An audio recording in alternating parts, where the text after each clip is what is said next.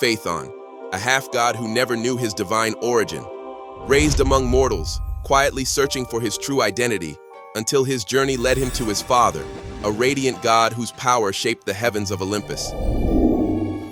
But what is his full story, and what awaited him when he finally met his father? Don't worry, I'm here to reveal all the mysteries and stories for you to understand. I'm the canvas virtuoso. My job right now is to paint and color the image for you. Therefore, we can clarify all the vague pieces of information, put them into a big canvas. As a result, you can see a clear picture of all the painted matching pieces that you have missed. Today, we're diving into the myth of Phaethon, his mysterious background as a half-god raised among mortals, his journey to uncover the truth about his divine father, and the dramatic story that almost turned his search for identity into a disaster for the entire world. Phaethon's story begins long before the day he touched the reins of the sun. It starts with a meeting between two very different worlds. His mother was Clymene, a mortal woman, admired for her beauty and spirit. In some versions of the myth, she is described as a nymph, a being close to nature and rivers. Either way, she belonged to the world of humans and earthly life. Helios, on the other hand, was anything but ordinary. A titan of immense power, he was the eternal driver of the sun's chariot, the one who brought daylight to gods and mortals alike. One day, their paths crossed. No great war, no grand prophecy, just a fleeting encounter between a radiant god and a woman who dared to look into his light. From that brief union, Phaethon was born, a child standing between two worlds, too human to live among gods, yet too divine to ever truly belong among mortals.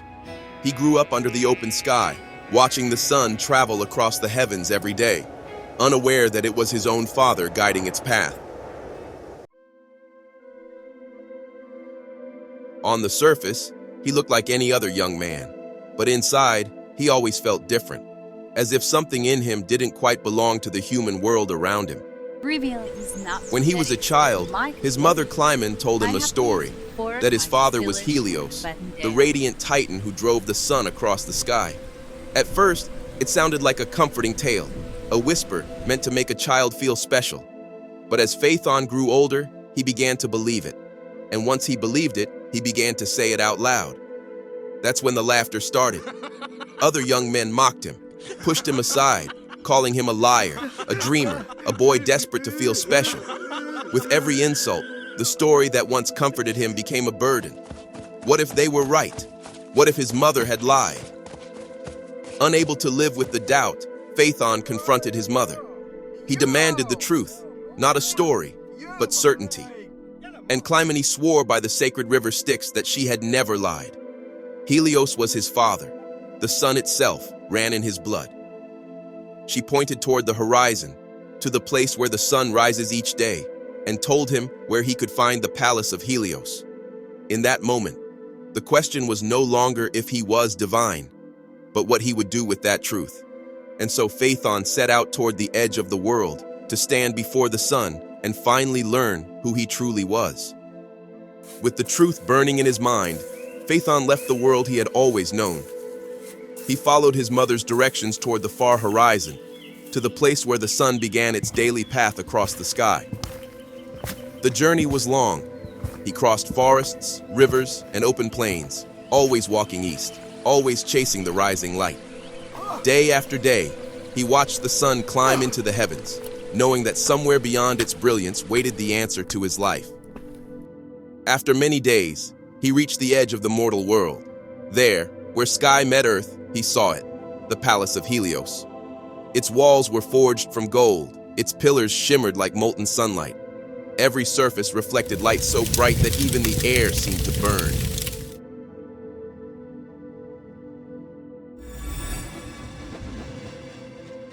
Around the palace stood the hours, the seasons, and the spirits of time, silent witnesses to the eternal journey of the sun. Phaethon stood still, shielding his eyes, his heart pounding. This was no human palace. This was the birthplace of daylight itself. For a moment, doubt returned. Was he truly meant to stand here? Did a mortal belong in a place built for gods? but he stepped forward. He had come too far to turn back. Beyond those shining doors waited the truth, and the father he had crossed the world to find. The doors opened, and a wave of light flooded the hall. At the center sat Helios, radiant, untouchable, crowned in fire. His eyes were brighter than the dawn. His presence filled the palace like the sun fills the sky. Phaethon fell to one knee, overwhelmed by the sight, but Helios spoke before he could say a word. He called him by name. In that instant, every doubt vanished. No test was needed, no proof demanded. The sun itself had recognized its son. Helios descended from his throne of light and placed a hand upon Phaethon's shoulder. Pride and relief filled his voice as he welcomed the son he had never met. Moved by emotion, Helios swore a sacred oath, an unbreakable promise that he would grant Phaethon any wish he desired. For a moment, there was silence, because Phaethon knew exactly what he had come for. He did not ask for gold. He did not ask for immortality. He asked for the impossible, to drive the chariot of the sun for a single day. This chariot was no ordinary vehicle. Each morning, it carried the sun from the eastern horizon to the western edge of the world, pulled by 4 immortal horses breathing fire. Its path was narrow, precise, and sacred. Too low, and the earth would burn. Too high, and the world would freeze. Even Helios himself had to focus to guide it safely across the sky. The light around them dimmed.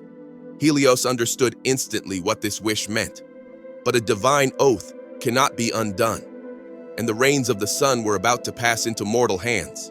Helios led Phaethon toward the chariot of the sun, a frame of living gold on wheels of fire, pouring light into the sky. 4 immortal horses stood before it, manes burning like dawn, hooves striking sparks, breath glowing like molten metal.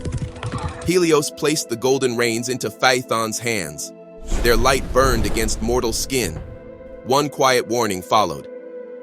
The path is narrow. Do not fly too high. Do not fly too low. A human now held the power of the sun, and the horses waited. The horses surged forward. Fire lifted from the ground, and the chariot rose into the sky. Wind tore past Phaethon's face as the world stretched far below him. For the first time, a mortal rode the path of the sun. At first, he held the reins firmly. The horses followed the sacred road across the heavens. The sky burned gold around him, and for a brief moment, everything was in balance. But then, hesitation crept in. A single doubt, a single tremor in mortal hands. The horses felt it. Their rhythm broke. Their formation scattered. The chariot swayed and veered off its path. It plunged too low. Heat poured onto the earth. Rivers dried. Forests ignited.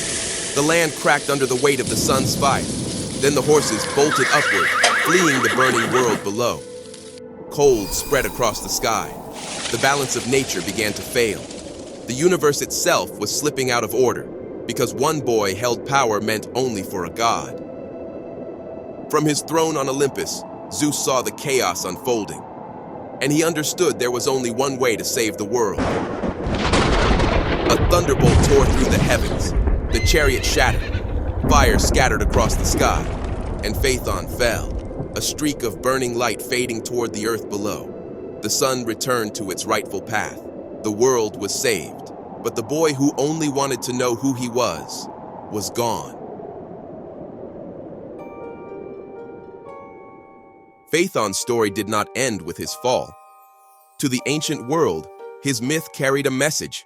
It was a warning about ambition without wisdom, about reaching for power before understanding its weight, about the danger of trying to prove yourself at any cost. But it was also a story of identity. A boy who crossed the world just to learn who he truly was. In grief, Phaethon's sisters were transformed into trees, their tears hardening into amber.